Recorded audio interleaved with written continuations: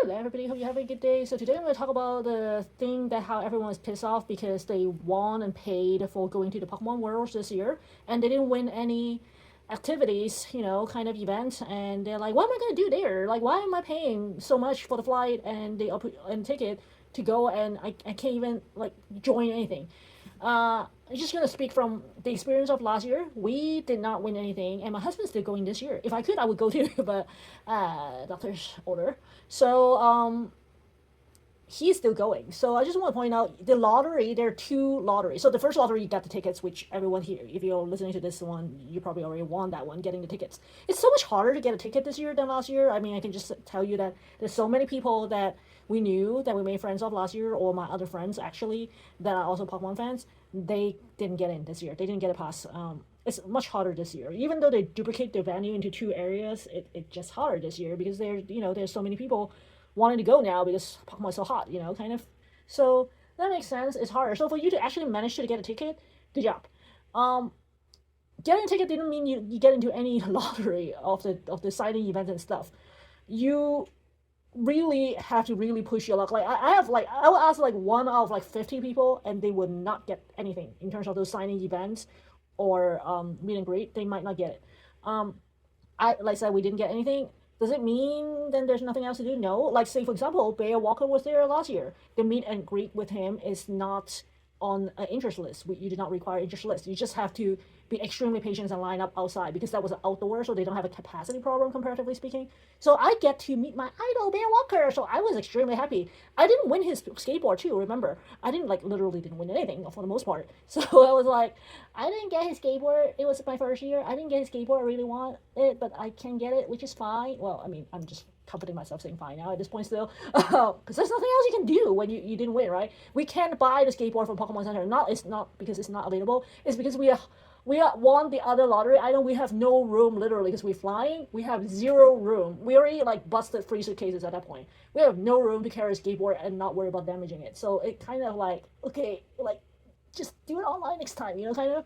So we didn't, and plus we didn't win the special edition one. So is it a bummer? Yeah. Is it a bummer I didn't win this year? Like when I say I mean my husband. Yeah. But the lottery thing for getting the autograph and stuff is really hard.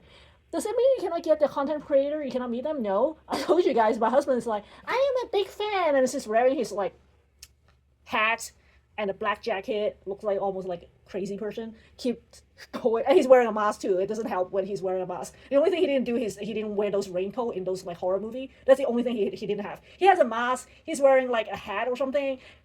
So basically, you can't see his face at all except his glasses for the most part, and he's wearing like a black jacket. He just didn't wear a rain jacket long. That's it, like kind of. So like yeah, so he's like keep telling like because we did spend a lot of time on the TV and YouTube while I was saying. So it was like I'm a big fan for almost every single creator that he's watching and that he's subscribed to the channel. He keeps saying I'm a big fan, and I was like you're such a stalker. People got scared of you because they can't see you, kind of.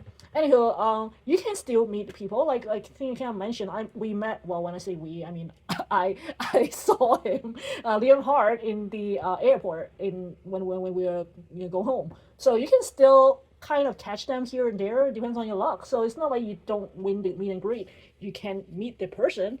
You could, and you just ask nicely if you can take a picture with them or talk to them if they are willing. Kind of like Leon Hart is extremely nice. Like Bear Walker is extremely nice too. Like both of them are extremely nice, and the interaction is very pleasant. Kind of. So like I felt bad for Leon Hart, sorry, but because we actually met him when he's about to go to the gate, so his heart is probably not as much to conversation, even though he's like doing a fan service to kind of talk quickly. But it was like his heart is probably like, oh my god, I'm gonna miss this flight at the gate probably. So you can still meet content creator. It might not be in the actual room in the sessions. You might still meet them, and then at that point you just try to be polite and nice and ask if you can have a quick chat or something, kind of. So there's stuff you can do. I mean, there are side events, and I call like the best metaphor for me about side event. What it is it's kind of like when you are like in the 90s, you go to the arcade, you basically get those tickets, kind of when you like I don't know like win the basketball or something game. Like you get the tickets and then you can claim prize. So literally, that's what it is. You get points and you pay to play the game. You get points and to claim a prize. So that is cool too, especially if this is your first year. Like, cause I was like kind of like not too sure if I want to do it because I'm a newbie, and I only play Pokemon Go. I mean, I've been playing it for years now, eons. But I think I started when it first released, basically. But basically, you pick the game, you pick your poison for like I say for me it's Pokemon Go. You can play TCG, for example. You can play Pokemon Unite. There's so many games. There must be one that works for you. And people are nice. Like as in for me, some of the guys, because it's like one girl and three guys, right? So because usually it's like four in a team, they will be like so freaking nice. They don't want to kind of like bury you completely, like so that you zero win, especially if they know it's your first game ever. They would try to use some not as high because you actually have a 1500 level Pokemon limit for playing Pokemon Go for the league, for the Great League. So they like try not to bury you and give you like use all their best Pokemon in the team. They try to get, they try to put a Pikachu there. It was kind of funny. Oh, because Pikachu is not great. Kind of. They try not to bury you so that at least you win one. Like you at least get like you get 20 points regardless, but then it's also like psychologically you didn't feel as bad for your first game. They bury you and completely lost, kind of.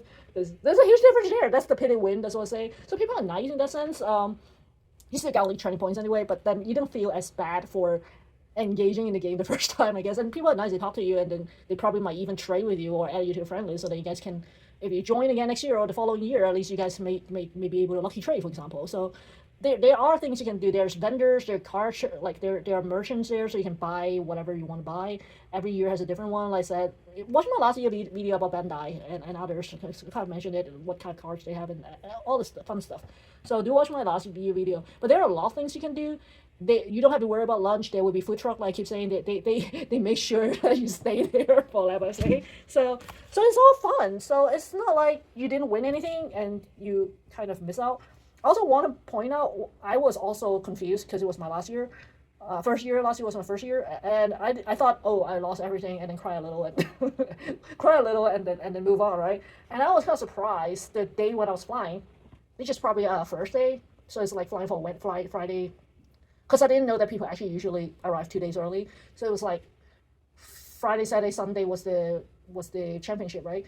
But then we flew on a Thursday, but usually people flew in on Wednesday-ish because get settled, jet lag and whatnot, and we didn't know that, so we learned that this year. Well, my husband is going in earlier comparatively than last year, and also like on the day we were flying, we found out we won one of the activities. So with the creator, so it's not a meet and greet, it's actually a workshop. So it was the EV headband one. That was awesome. That was so much fun. Well, my husband, I dragged my husband there. It might be a little feminine side because you're literally decorating a Eevee headband, kind of. Yeah. I mean, unless your spouse is into cosplay, yeah. If it's a Pikachu, he might be more interested. But it's the same skills, right? So anyway, but he enjoyed it with me. Well, he has no choice, but he has to enjoy it, right? So, but he made the best of it. He enjoyed it. He actually really enjoyed it too. The content creator makes it very fun to engage, kind of, even for guys, kind of in that sense, kind of. So it's step by step, very clear instructions for kids. There are helpers around the staff volunteering and helping out. Because usually that one is mostly parents and kids as well. Kind of, it's very child friendly, like age friendly group. So they have different scissors for kids and for adults. So everything is basically just very family oriented. It was at the adult, aka my husband, he got to rest his feet because otherwise I'll be like walking around, like jumping around. So in that sense, he enjoyed it, kind of. So there are a lot of things to do. For example, there are things I didn't know before, like go back to the side events, right? I didn't know how the registration works. People are nice to guide you how it works, kind of. So like it takes a while, like because it was my first time, it took me a while to form the first team. Once you form your team, you're basically good to go for the rest of the day, as long as your team are playing. Usually people play more than one game. So you're basically stuck, well, not stuck, but like you're with that group formation for a good hour at least. Like a typical arcade game took at least an hour and maybe even longer. So it's good. It's very friendly, I guess, the whole thing. So I guess that's what I'm trying to say. Of course, if the people have bad intention, they want to just fly over and sculpt, then yeah, sure, then those are losers. I'm sorry, but like if you're a really true fan, I don't see that would be boring. There are a lot of reputation on the events from previous years. So once you attend the first year, it kind of makes sense and you know how the flow works. I guess that's what I'm trying to say. And like I said, we didn't know we won one of the workshop until pretty late in the game. And even if you didn't win any workshop, which is our case this year so far, I mean, my husband didn't win anything so far. You can still get the let's say you can still do side events. There are also panel discussions of the creators or the illustrators. or basically people from the Pokemon organization, they will have panel discussion what the future is going to be like. Those are interesting panel discussion, and it again, you can sit down and rest your feet, kind of. Those are good resting points sometimes. So anyway, don't feel bummed. And yes, I do agree. The first time if you're attending, it will be confusing. For example, I didn't know they have Wi-Fi. It's not. I don't recall seeing it anywhere. But apparently there's Wi-Fi. But then it didn't matter to us because, like, for us, like, we're in the U.S., so the cell phone network's, like, cross state, so it didn't matter. But if you're a foreigner, if you're from other countries and attending in U.S., then it makes sense to figure out the Wi-Fi thing. I didn't even know there's a Wi-Fi. I only found out because someone in our team is like flying internationally, and so they have like not stable signal thing, and then they eventually pick it on. They're trying to get on the Wi-Fi, and apparently the Wi-Fi has too many people, so it's hard to get on or something. And then eventually people was like, oh, just use mine, and then just like hotspot on someone else's Wi-Fi. Kind of, it's so much faster and easier, kind of. So yeah, people are very nice and helping each other and everything. So yeah. Anyway, hope you guys enjoyed today's video. You might still have hope in terms of winning the other stuff like workshop potentially, because it was not clear from the first email. At least last year, I thought I lost everything until like I said, right when I'm about to fly. So then you might still have something. Don't hold the hope too high, but I'm just saying there's still hope. Anyway, until next time, happy going, guys. Bye.